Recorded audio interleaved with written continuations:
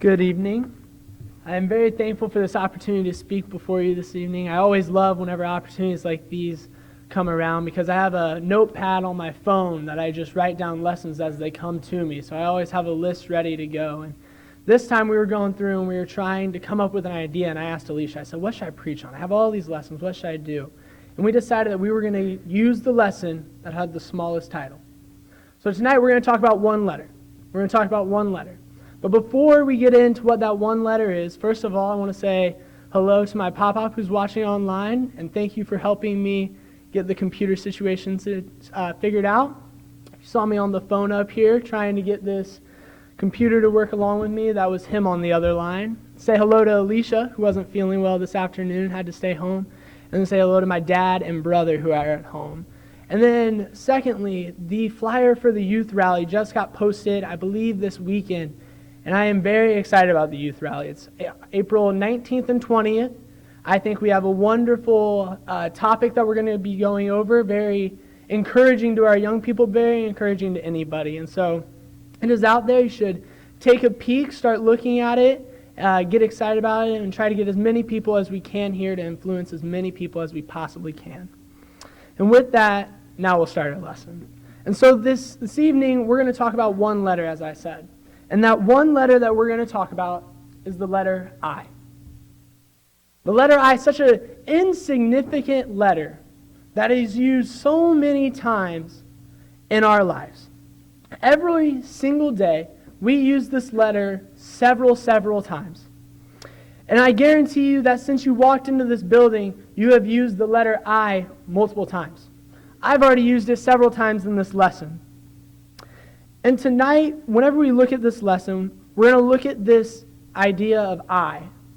But more, we're going to talk about this idea of the, the I attitude. The I attitude is what I call it. And this is an attitude of pride, an attitude of selfishness. Your focus is constantly on yourself and never on anyone else. We see many biblical examples of people with this I attitude.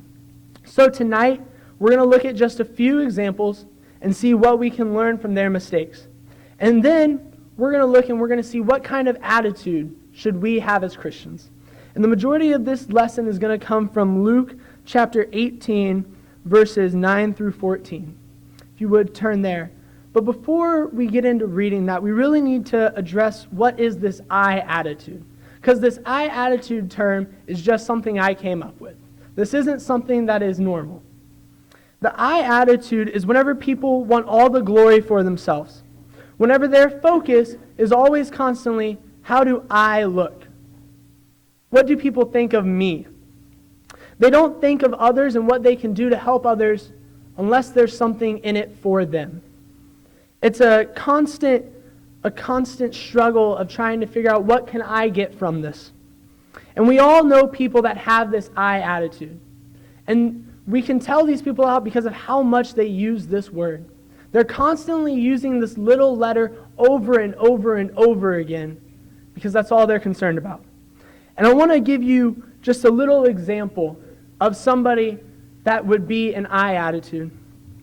If somebody said, you know what, today has been a good day. I went to church today. Actually, I went twice. I went twice because I didn't have anything going on tonight. And they are having worship on Wednesday. I may be there. It just depends on how much work I have. I wore a nice shirt and tie combo. I always look good for church. I hope people notice that. I am such a good person because I go to church. And I am nice to people. And I am involved whenever I can be. And today I gave. I wrote a check so that I knew how much was being taken out and that everybody else saw what I was giving. And I am sure glad that Jeff collects those checks so that at least somebody knows how much I am giving. And you know, the other day I helped an older lady across the street. I sure am glad that someone stopped me to tell me they saw. I am such a good person. I'm so glad that I am better than those people that don't go to church and drink or smoke or cuss. I'm even better than Bill, who sits in front of me. He never wears a nice shirt or tie like I do. I really am a good person. And I feel like we could all relate to this. I feel like we can all think of somebody in our life who has this I attitude, who's constantly self-centered and looking at themselves. And in Luke 18, verses 9 through 14, we see a biblical example of this exact principle being played out. Whenever we begin in verse 9 it says, "And he spake this parable unto certain which trusted in themselves that they were righteous and despised others. 2 men went up into the temple to pray, the one a Pharisee and the other a publican. The Pharisee stood and prayed thus with himself, God, I thank thee that I am not as the other men are, extortioners, unjust, adulterers, or even as this publican. I fast twice in the week. I give tithes of all that I possess.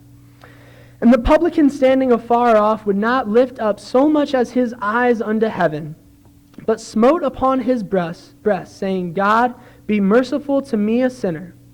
I tell you this man went down to his house justified rather than the other. For everyone that exalteth himself shall be abased, and he that humbleth himself shall be exalted." In my Bible, every I in this parable is highlighted. And then the last part in verse 14 is highlighted. There's a connection there. And whenever you look in the 2 verses that the Pharisee is speaking, he says I 5 times. 5 times he says I. And the Pharisee has the I attitude that we're talking about. He goes off to pray and just goes on about how great he is, about all the wonderful things that he does, all that I can give. And this isn't a proper prayer. He isn't going to God and saying, God, you are great. He isn't asking for proper things. He's self-centered and only focused on himself. And then in verse 14 it says, I tell you this man went down to his house, justified rather than the other. For everyone that is exalteth himself shall be abased, and he that humbleth himself shall be exalted. That is scary for anybody with an I attitude. Because your I attitude means that no matter how high you think of yourself, one day you're going to be brought down. And if you just go down a few more verses in Luke 18, you find another example of someone with an I attitude. If we start in verse 18, and we're going to read down through verse 23, it says, And a certain ruler asked him, saying, Good master, what shall I do to inherit eternal life? And Jesus said unto him, Why callest thou me good? None is good, save one, that is God. Thou knowest the commandments. Do not commit adultery. Do not kill. Do not steal. Do not bear false witnesses. Honor thy father and mother. And he said, All these things I have kept from my youth up. Now when Jesus heard these things, he said unto him, Yet lackest thou one thing. Sell all that thou hast and distribute unto the poor, and thou shalt have the treasure in heaven, and come follow me. And when he heard this, he was very sorrowful, for he was very rich.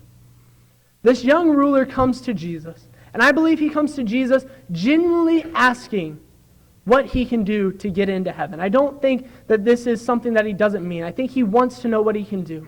And Jesus lifts off a few of things that are simple, things that were convenient to the young ruler, things that he didn't do. And he tells him, I've done all these things. And Jesus says, Then sell all that you have, give it to the poor, and follow me. Whenever Jesus says this, he exposes this young ruler for his I attitude. The young ruler went away sorrowful because he couldn't do that. Instead of saying, whenever Jesus said this, Yes, Lord, I will sell everything I have, I will give all that I have, and I will follow you. I want this eternal reward. He said, I can't do that. It would be so inconvenient for me. I would have to give up so much. The young ruler, just like the Pharisee that we saw, had an I attitude. And it affected his ability to reach the eternal life and paradise with Christ. So we've seen what these people are and what this I attitude means. And now the next question is, what does God say about these people? What does God think about these people with an I attitude? And verse 14 of Luke 18 makes it so clear. It says, I tell you, this man went down to his house justified rather than the other. For everyone that exalteth himself shall be abased, and he that humbleth himself shall be exalted. We've read that verse 3 times now. But it is the most critical verse because for one person it's the scariest, and for the other person it's the greatest news they've ever heard. But for the people with the I attitude, it's terrifying. It's terrifying because at one day they're going to be brought down. And another passage that goes right along with this is 1 Corinthians 10, verse 12. It says, Wherefore, let him that thinketh he standeth take heed lest he fall. This verse reiterates just what Luke was telling us. Just as soon as we think that I can do it all on my own, that's the exact moment that we fall. That's as soon as those words leave our mouth, the devil already has us and we have already fallen. And whenever we have this I attitude, we're not just saying, I want everything for myself. We're telling God, I can do this alone. I don't need you. I am strong enough. And if we go just a few chapters back in Luke 12, verses 25 through 26, it says, And which of you, with taking thought, can add to his stature 1 cubit? If ye then be not able to do that, which is least, why take ye thought for the rest? God is telling us here that we are not that powerful. No matter how strong and powerful you think you aren't. He tells us here, which one of you can sit there and think and just make yourself grow? If I could do that, I'd probably be playing in the NBA right now. But we can't do that. And that's something so simple, so easy, and we don't have that ability. And we are truly a limited being. And we can't do this alone. Our I attitude will always fail us. So then the next logical question is, so what then do we do? So now we know that we don't want that I attitude. So then what kind of attitude do we want? Where should our attitude be focused? And we're going to look back in Luke 18 and verse 13 because the publican demonstrates exactly what our attitude should be. Verse 13 says, And the publican, standing afar off, would not lift up so much as his eyes unto heaven, but smote upon his breast, saying, God, be merciful to me, a sinner. The publican had what I would like to call a we attitude. Not an I attitude, but a we attitude. He realized that alone he was imperfect. He was feeble and he was weak. But he knew that with God on his side, he was strong. He was able to do what he could do and do so much more. And he called upon God to help him. And it says that he humbled himself. He was able to get over his pride of saying, I can do it, and he realized, I can't do it. I need God's help. And I call this the we attitude because it's me and God. It's no longer just myself, and it's definitely not the you attitude because we can't look to God and say, you do it. You do it for me and just get me there. We have to be a part of it. We have to humble ourselves and allow God to help us. And in verse 14, it says, I tell you, this man went down to his house justified rather than the other.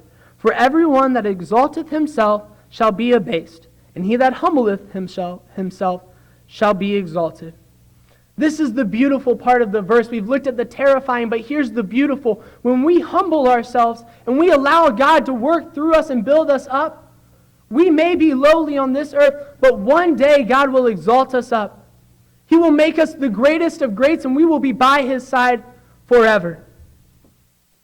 And so for the remainder of this lesson, I want us to really dive in and understand what this we attitude is. What this is that we need to do and how we can get this and how it builds us up. And to me, whenever we're talking about the we attitude, we have to take an honest look at ourselves, just like the publican did, and realize that I can't do this alone. We have to realize that without God, we really have no strength. We really have no way to make it through alone.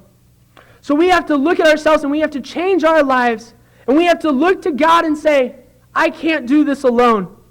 I need you by my side. And suddenly it goes from I to we.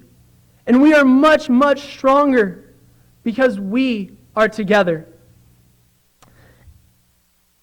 And I want to look in Proverbs 3, verses 5 through 6. And we're going to start in Proverbs, and we're going to work our way all the way up to the New Testament with a few verses to understand this we attitude. And in Proverbs 5, it says, Trust in the Lord with all thine heart, and lean not unto thine own understanding. In all thy ways acknowledge him, and he shall direct thy paths. This is a direct depiction of what our we attitude is. This we attitude is whenever we trust in God and we say, God, here's my life, direct my steps and get me to heaven, and I'm going to do everything I can to get there myself. And we no longer are leaning on ourselves. We're no longer saying, I can do this by myself. And it's so much better whenever things get tough, like my dad talked about in his lesson today, that we don't have to lean on ourselves, because if it gets tough and we're leaning on ourselves, we're going to fall on our face. But instead, we're leaning on our eternal, our all-powerful God to get us through these moments. And if my grandpa was feeling better, tonight was going to be the lessons for living from Psalms 18. So I hope he doesn't mind, but I'm going to steal a little bit of his thunder. And we're going to look in Psalms 18 because I think this directly relates to our we attitude. And we're just going to read the first three verses, but the entire chapter is about this we attitude that we have.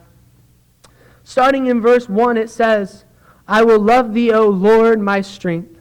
The Lord is my rock and my fortress, and my deliverer, my God, my strength, in whom I will trust, my buckler and the horn of my salvation, and my high tower. I will call upon the Lord, who is worthy to be praised. So shall I be saved from my enemies. David at this point was being hunted down by Saul. Saul was after him, trying to kill him. And David realized he couldn't do it by himself.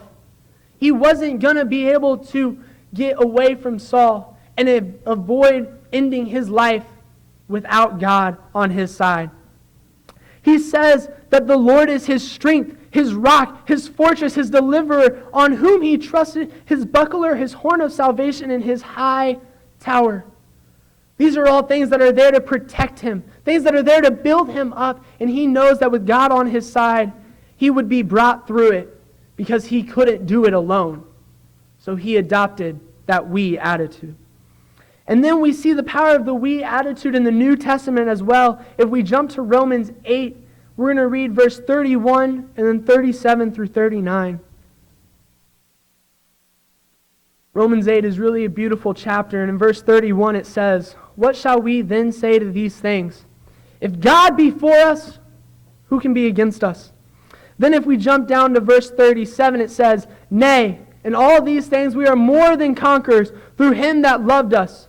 For I am persuaded that neither death, nor life, nor angels, nor principalities, nor powers, nor things present, nor things to come, nor height, nor depth, nor any other creature shall be able to separate us from the love of God, which is in Christ Jesus our Lord.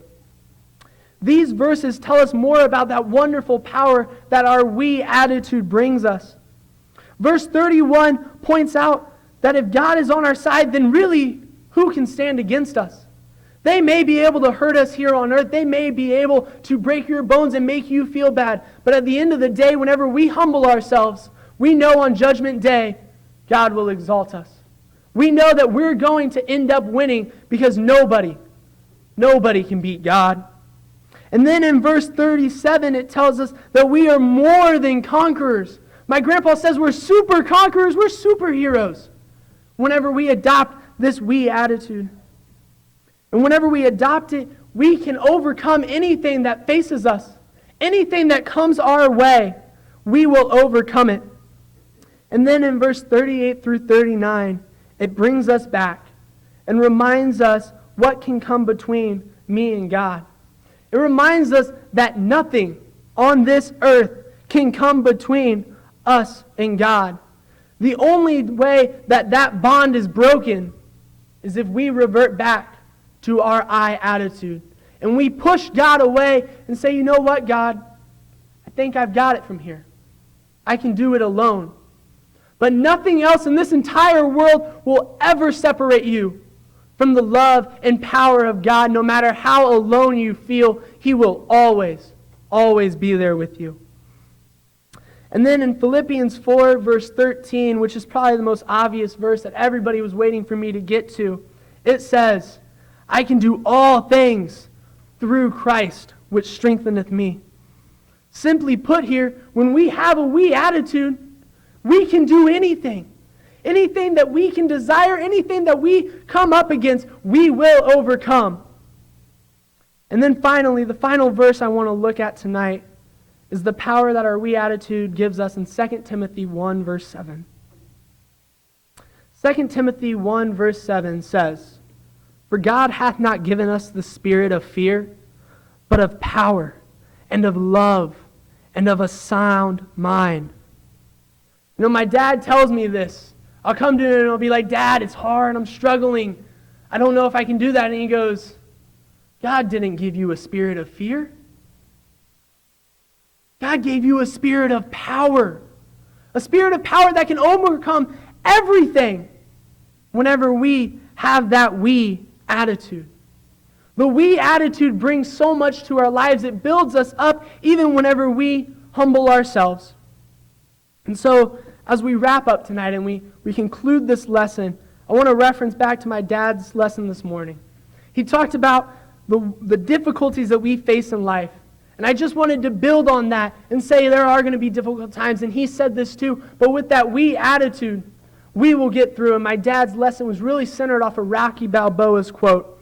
And afterwards, Greg walked up to me and he said, are you going to do Creed tonight? Which, if you don't know, Creed is the sequel to all of the Rocky movies. Rocky comes back and coaches a young Adonis Creed. It's beautiful. But he said, are you going to reference Creed? And I was like, there's no way I can get Creed in this lesson. And then I started to think about it as I was reviewing, and I started to look up Creed quotes. And there's this quote. Rocky's training Creed, and he goes, go stand over by that mirror. And he has him square up against that mirror. And Rocky points to it, and the picture shows it. And he says, you see this guy staring back at you? That's your toughest opponent. I believe that's true in the ring, and I believe that's true in life. And that applies directly to what we're talking about. We are the only ones that can stand in our own way. God is always there. He's never going to leave us. He's eternal. He never moves. It is only us that gets in our own way. And so we have to focus not on our I attitude and get caught up with our pride of life and say, I have studied so much. I give lessons. I teach classes. I'm great. Without God on our side, we're nothing. But whenever we adopt that we attitude and you say, I do great things in God's kingdom, but I do it because God loved me. I do it to glorify my Father which is in heaven. There you go. That's exactly where we need to be. And this we attitude will improve your lives in every facet of it, not just in the church. But you'll be a more confident person in the world because you know that no matter what people say, no matter what people think, your God, who is on your side, who's in your corner, loves you. And at the end of the day, He's going to pull you through and you're going to win. So tonight, if you're at the age of accountability and not yet baptized, you're having a we attitude, or an I attitude, I apologize. You're looking at God and you're saying, you know what, God? I know that you said I need to be baptized, but I can do this on my own. I don't need you to help me yet. But if you humble yourself and truly look at it, you'll realize I need God on my side. And you'll be baptized, and then you'll be one of His children. And as long as you keep your focus, you'll always have that we attitude. Or maybe tonight, you've lost your we attitude. You've let the pride of life, you've let other things come in and tell you, you know what, you're great. That's one of the greatest things the devil can do. He can come in and say, you're amazing. And he'll let you get boasted, and you go back to that I attitude of I can do it. I am great. I did this. I did that. Maybe you need to come back and recenter your life and know that God is there and say, we are going to do great things. Or maybe tonight you're just struggling. Things got you knocked down and you're just struggling and you just need prayers to help you get through that. And as we close tonight, I want to leave you with one very simple question to ask yourself. Do you have an I attitude or a we attitude? If you have any needs of the congregation, please come forward as we stand and sing.